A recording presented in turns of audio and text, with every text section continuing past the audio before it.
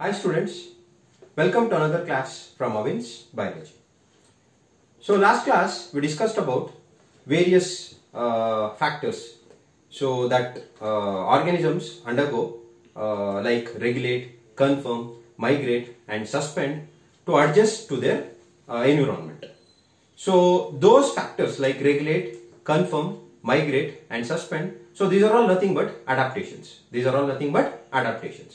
So adaptations in the sense that makes the organism to survive in its environment and to reproduce in its own environment. So in this class we are going to discuss about adaptations which make an organism to survive and reproduce in its environment. So what does adaptations mean? So adaptation is nothing but any attribute like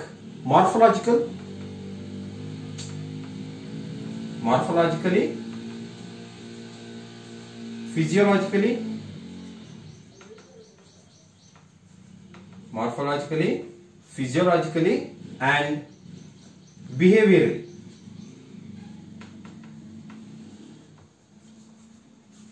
Any attribute that is morphologically, physiologically and behaviorally that makes or enables the organism to survive and reproduce in its environment. So that is called as adaptation. This is very important.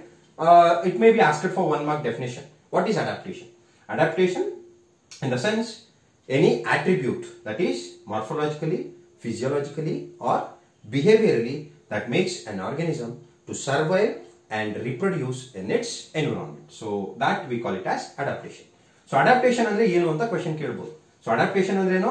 ಯಾವುದೇ ಒಂದು organism ತನ್ನ morphological ಅಂದ್ರೆ physically ಏನಾದ್ರೂ changes ಮಾಡ್ಕೋಬಹುದು ಅಥವಾ physiologically ಅಂದ್ರೆ ತನ್ನ ಬಾಡಿಲಿ ಆಗೋ ಪ್ರಾಸೆಸ್ ಏನಾದ್ರೂ ಇರಬಹುದು ಅದನ್ನ ಚೇಂಜ್ ಮಾಡ್ಕೋಬಹುದು ಅಥವಾ ತನ್ನ ಬಿಹೇವಿಯರ್ ಅಲ್ಲಿ ಏನಾದ್ರೂ ಚೇಂಜಸ್ ಮಾಡ್ಕೋಬಹುದು. ಸೊ ಏನಕ್ಕೋಸ್ಕರ ಚೇಂಜಸ್ ಮಾಡ್ಕೊಳ್ಳುತ್ತೆ? ತಾನು ಇರುವಂತಹ ಎನ್ವಿರಾನ್ಮೆಂಟ್ ಅಲ್ಲಿ ಅದು ಸರ್ವೈವ್ ಆಗಬೇಕು ಜೊತೆಗೆ ರಿಪ್ರೊಡ್ಯೂಸ್ ಮಾಡಬೇಕು. ಸೊ ಅದು ಅಂತ ಒಂದು ಚೇಂಜಸ್ ಅಥವಾ ಆಟ್ರಿಬ್ಯೂಟ್ಸ್ ನಾವೇನಂತ ಕರಿತೀವಿ? ಅಡಾಪ್ಟೇಷನ್ ಅಂತ ಕರಿತೀವಿ. And this is very important. So ಯಾವುದೇ ಒಂದು ಆರ್ಗಾನಿಸಮ್ ತಾನಿರುವಂತಹ ಜಾಗದಲ್ಲಿ ಸರ್ವೈವ್ ಆಗಿ ರಿಪ್ರೊಡ್ಯೂಸ್ ಮಾಡಬೇಕಂದ್ರೆ ಅದೇನ್ ಮಾಡಬೇಕು? ಎನ್ವಿರಾನ್ಮೆಂಟ್ ಅಲ್ಲಿ ಬದಲಾವಣೆಗಳಾದ್ರೆ ಅದನ್ನ ತನ್ನ ಬಾಡಿಲಿ ಒಂದಷ್ಟು ಚೇಂಜಸ್ ಮಾಡ್ಕೋಬೇಕು. ಆಗ ಮಾತ್ರ ಅದೇನಾಗಕ್ಕಾಗತ್ತೆ? ಸರ್ವೈವ್ ಆಗಕ್ಕೆ ಆಗತ್ತೆ. ಇಲ್ಲಾಂದ್ರೆ ಏನಾಗಲ್ಲ, ಅದು ಸರ್ವೈವ್ ಆಗಲ್ಲ. ಸೊ ಅಂತ ಒಂದು ಚೇಂಜಸ್ ನಾವೇನಂತ ಕರಿತೀವಿ ಅಂದ್ರೆ ಅಡಾಪ್ಟೇಷನ್ಸ್ ಅಂತ ಕರಿತೀವಿ. ಅಡಾಪ್ಟೇಷನ್ ಅಂದ್ರೆ ಡೆಫಿನೇಷನ್ ಕೇಳ್ತಾನೆ. So any attribute that is morphologically, physiologically and behaviorally that makes an organism to survive and reproduce in its environment. So that is called as adaptation. So ಈಗ let us see some of the examples for these adaptations. Some of the important examples that has been mentioned in your textbook. So first we'll see important example, that is kangaroo rat.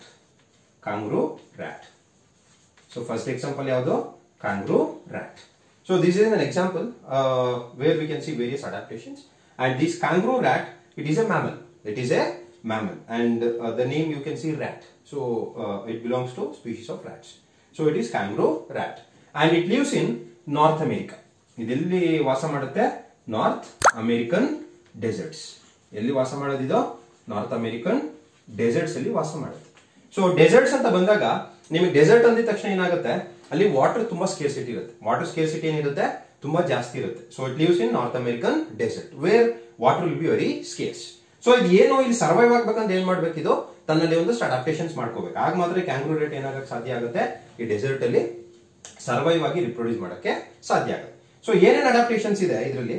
So one of the very important adaptation is it oxidises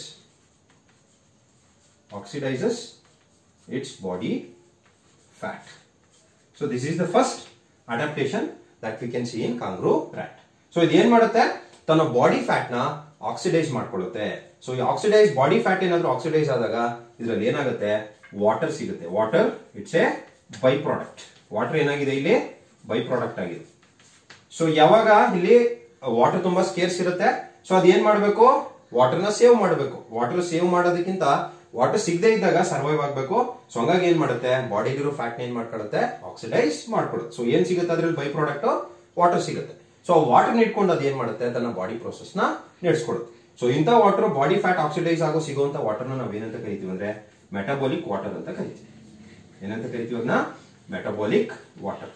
so ಯಾವ water ಅದು metabolic water ಅಂದ್ರೆ ಯಾವ water ಅಥವಾ ಯಾವ ನೀರು body fat oxidise ಆಗೋದ್ರಿಂದ ಬರುತ್ತೋ ಅದನ್ನು ನಾವು ಏನಂತ ಕರಿತೀವಿ? Metabolic water.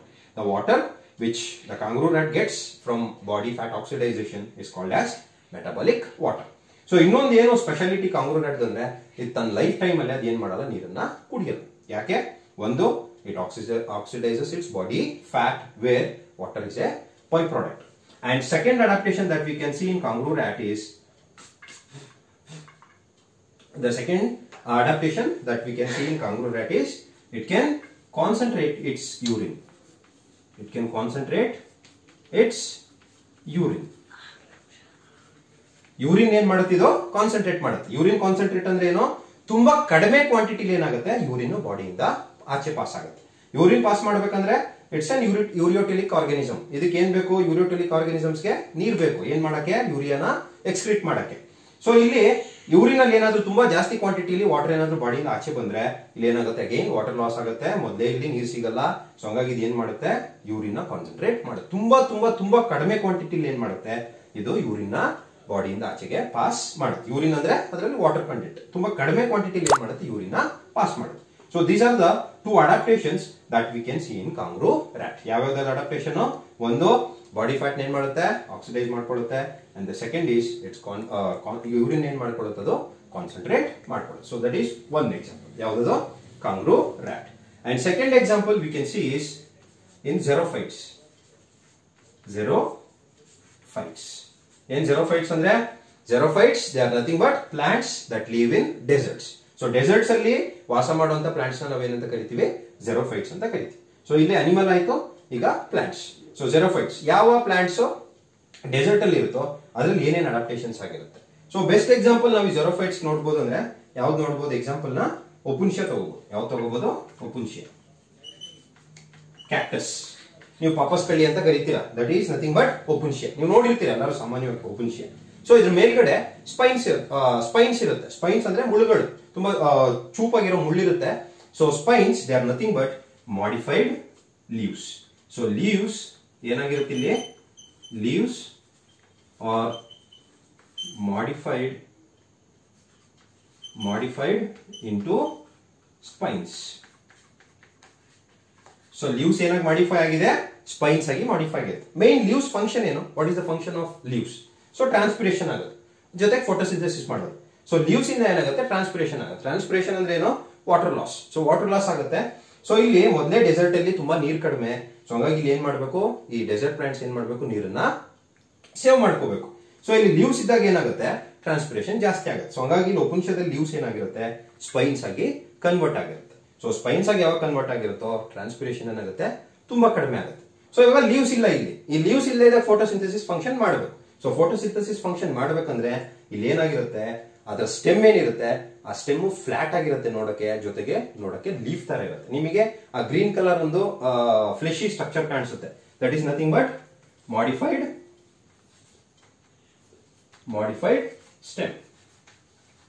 ಮಾಡಿಫೈಡ್ ಸ್ಟೆಮ್ ಯಾವ ತರ ಇರುತ್ತೆ ನೋಡಕ್ಕೆ? ಇದು ಫ್ಲಾಟ್ ಆಗಿರುತ್ತೆ. And these modified stem which looks green in colour perform the function of photosynthesis. ಈಗ ಫೋಟೋಸಿಂಥಸಿಸ್ ಮಾಡಲೇಬೇಕು. ಸೊ ಫೋಟೋಸಿಂಥಸಿಸ್ ಮಾಡ್ಬೇಕಂದ್ರೆ ಇಲ್ಲಿ ಲೀವ್ಸ್ ಇಲ್ಲ, ಯಾಕಂದ್ರೆ ಲೀವ್ಸ್ ಏನಾಗಿದೆ? ಸ್ಪೈನ್ಸ್ ಆಗಿದೆ. ಈ ಸ್ಪೈನ್ಸ್ ಇಲ್ಲಿ ಲೀವ್ಸ್ ಮಾಡೋ ಕೆಲಸ ಯಾವ್ದು ಮಾಡುತ್ತೆ? ಮಾಡಿಫೈಡ್ ಸ್ಟೆಮ್ ಮಾಡುತ್ತೆ. ಸೊ ಇಲ್ಲಿ ಸೆಕೆಂಡ್ ಅಡಾಪ್ಟೇಷನ್ ಯಾವುದು? Modified stem which appears flat and green performs the function of photosynthesis. That is the second adaptation that we can see in Opuntia. Opuntia or desert plants.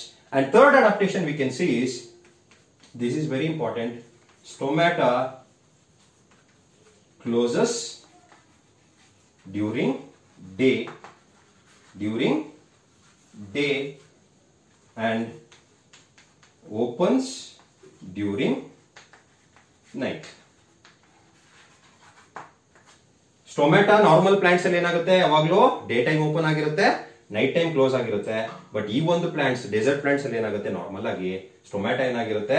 Day time ಅಲ್ಲಿ close ಆಗಿರ್ತವೆ, night time ಅಲ್ಲಿ ಏನಾಗಿರುತ್ತೆ? Open ಆಗಿರುತ್ತೆ. Stomata, what is the function of stomata? It helps in transpiration. ಏನ್ ಮಾಡುತ್ತೆ? Help ಮಾಡುತ್ತೆ ಇದು? Transpiration ಮಾಡಕ್ಕೆ ಹೆಲ್ಪ್ ಮಾಡುತ್ತೆ. ಸೊ ಇಲ್ಲಿ ಡೇ ಟೈಮ್ ಅಲ್ಲಿ ತುಂಬಾ ಟೆಂಪರೇಚರ್ ಜಾಸ್ತಿ ಇರುತ್ತೆ ಡೆಸರ್ಟ್ಸ್ ಅಲ್ಲಿ. ಸೊ ಹಂಗಾಗಿ ಡೇ ಟೈಮ್ ಅಲ್ಲಿ ಏನಾಗಿರುತ್ತೆ, ಇದು ಕ್ಲೋಸ್ ಆಗಿರುತ್ತೆ, ವಾಟರ್ ನ ಕನ್ಸರ್ವ್ ಮಾಡಬೇಕು. ಸೊ ಹಂಗಾಗಿ ಯಾವಾಗ ಓಪನ್ ಆಗುತ್ತದೋ ಟ್ರಾನ್ಸ್ಪಿರೇಷನ್ ಆಗುತ್ತೆ. ಯಾವಾಗ ನೈಟ್ ಟೈಮ್ಸ್ ಅಲ್ಲಿ ಏನಾಗುತ್ತೆ, ಟ್ರಾನ್ಸ್ಪಿರೇಷನ್ ಆಗುತ್ತೆ. ಯಾವಾಗ ಆಗುತ್ತೆ ಟ್ರಾನ್ಸ್ಪಿರೇಷನ್, ನೈಟ್ ಟೈಮ್ ಅಲ್ಲಿ ಆಗುತ್ತೆ. ಸೊ ಇಂಥ ಒಂದು ಸ್ಟೊಮ್ಯಾಟನ ನಾವೇನಂತ ಕರಿತೀವಿ, ಸ್ಕೋಟೋ ಆಕ್ಟಿವ್ ಸ್ಟೊಮ್ಯಾಟ ಅಂತ ಕರಿತೀವಿ. Scoto active stomata. ಯಾವುದು ಸ್ಕೋಟೋ ಆಕ್ಟಿವ್ ಸ್ಟೊಮ್ಯಾಟ? ಯಾವ ಸ್ಟೊಮ್ಯಾಟ ಡೇ ಟೈಮ್ ಅಲ್ಲಿ ಕ್ಲೋಸ್ ಆಗಿರುತ್ತೆ, ನೈಟ್ ಟೈಮ್ ಅಲ್ಲಿ ಓಪನ್ ಆಗಿರುತ್ತೆ, ಅಂತ ಒಂದು ಸ್ಟೊಮ್ಯಾಟನ ನಾವೇನಂತ ಕರಿತೀವಿ, scoto active stomata. And another adaptation that we can see is in desert plants is sunken stomata. Sunken stomata. So normal ಆಗಿ ಸ್ಟೊಮ್ಯಾಟ ಏನಿರುತ್ತೆ, ಎಪಿಡರ್ಮಿಸ್ ಮೇಲೆ ಇರ್ತವೆ. For example this is your epidermis. ನಿಮಗೆ ಇಲ್ಲಿ ಲೀಫ್ ಮೇಲೆ ಈ ತರ ಜಾಗದಲ್ಲಿ ನಮಗೆ ಏನ್ ಸಿಗುತ್ತೆ, ಎಪಿಡರ್ಮಿಸ್ ಇರುತ್ತೆ, ಸಾರಿ ಸ್ಟೊಮ್ಯಾಟ ಇರುತ್ತೆ.